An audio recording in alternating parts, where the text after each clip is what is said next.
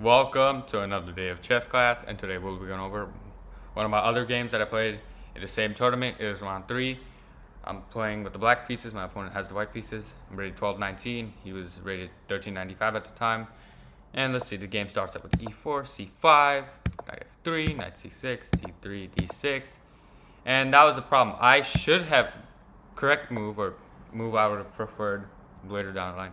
It's playing knight f6 against the Alapin, because if he pushes the pawn, knight can go to d5, d4, cd4, cd4.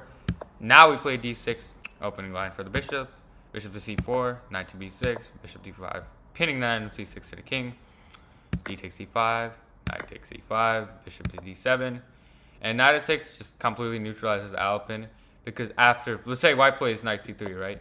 You can just trade down into a dead boring endgame, and there's not much here, not much exciting play here, lack of a better word. Takes the fun out of playing the Alapin if they play knight c3. Or this position is also relatively equal. You play normal moves from there. Game continued with d4, cd4, cd4, knight to f6, knight to c3. And this was kind of a dubious move, playing bishop d4. I should have just played d5, just c5, d5 and e5, and swung the knight here, honestly. But bishop g4 is dubious because white can play d5 themselves, kicking away the knight. Queen check, bishop goes back, queen to b3, targeting the b7 pawn, queen to c7. And yeah, bishop f4, and white has very easy play here. White has more space, white has 2 central pawns, black barely has 1. White's pieces are simply more active. This bishop is really passive. And now basically black has only one useful piece of substance, so that's the knight on f6. And yeah, and then after playing that, I wasted another move with the bishop. Sorry, what the, okay, this touchpad thing is really bothering me. Okay, we're gonna use the mouse. Okay, so now bishop to d7 was a mistake, because you just moved the same piece twice. I moved the same piece twice, and there was kind of no point. Instead, if we played a6, went into this position, and we played h3, even though the pawn in c6 is a weakness, I could have just spent time trying to defend it. Rook c8, kind of just castles. You could also take the pawn here, and you can also take. Position still plus 0.6, so it's relatively better for white. Obviously, because white has more space here, and bishop is easily going to develop. White can easily castle one side. So that was, should have played a6, but anyways, opponent plays d5, knight to b8, gets sent to the home square. Bishop takes d7 check, which is actually kind of relieved, because computer actually said that suggested bishop e2 g6 and develop normally, rather than taking. Would the computer not want to really? I don't feel that bishop d7 wasn't a bad move. It was saying it was a slightly dubious move, but I don't see any problem with that. It was saying h3 and develop normally with d1. I don't feel it wasn't that bad of a move. I don't feel it was that bad of a move. Anyways, knight b takes d7, castles, g6, bishop to e3, bishop to g7, queen to b3, targeting the pawn in b7, b6. And I really don't understand what the computer was saying here. If you guys can help me in the comments, that would be much appreciated. So the computer was saying knight g4. That I understand, trying to double the pawns and counterattack. But what if bishop f4? Bishop takes, knight takes, queen to b6, offering a queen trade. The queen goes back to d1. We play rook to c8. Rook to c8. Where was that? Rook to c8. Okay, it was in this position. I don't understand why he just. Why am I missing something here? Can't he just take the knight?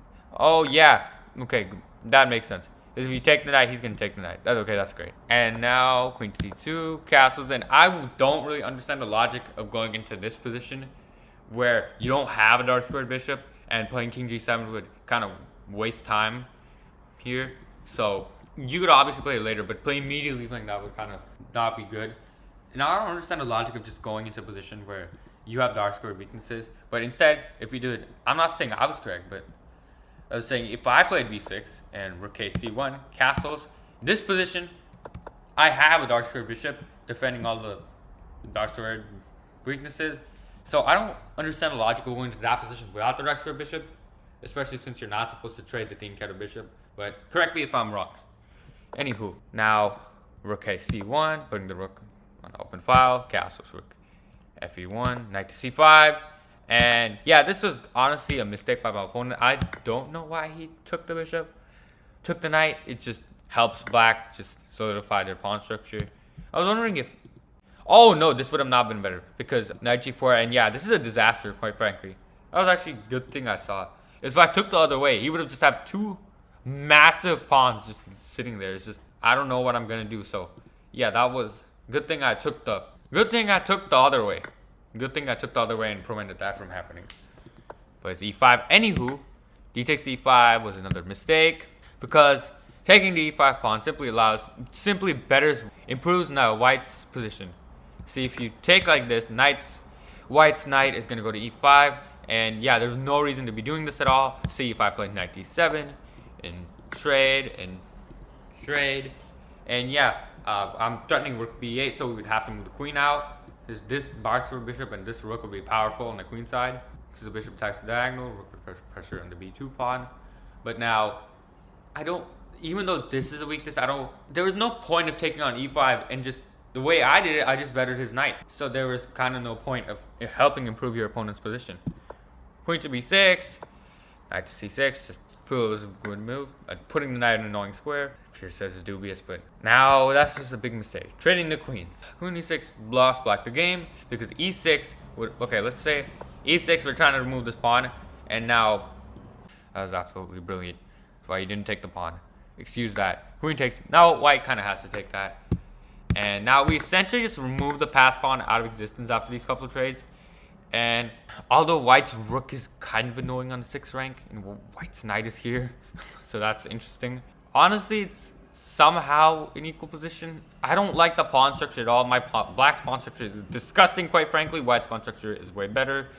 White's pieces are way more mobile. I don't really understand. I would much prefer white, so I don't understand why this is equal at all. Now knight h5, there, b5, g3. Anywho, and now after a takes b3, I'm gonna be honest, I just messed up badly during the game. I goofed up my notation. So I goofed up while writing my notation and brought in the legal move.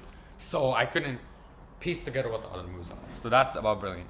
So the main takeaways from this game were playing knight f6 against Alapin, because I feel that I can just kind of get into dead drawn positions there and take the fun out of playing with the Alapin, and preparing counters to my opponent's counters, if that makes any sense. So if they play the Grand Prix, Smith Mora, Alapin, prepare counters for those types of moves. And 3, I try not to go into positions where I had a little space. I played d6 and went into this Alapin position where I was constantly struggling for space. So those are the main takeaways of the game, and I hope you guys enjoyed watching this video, and I'll see you guys in the next one.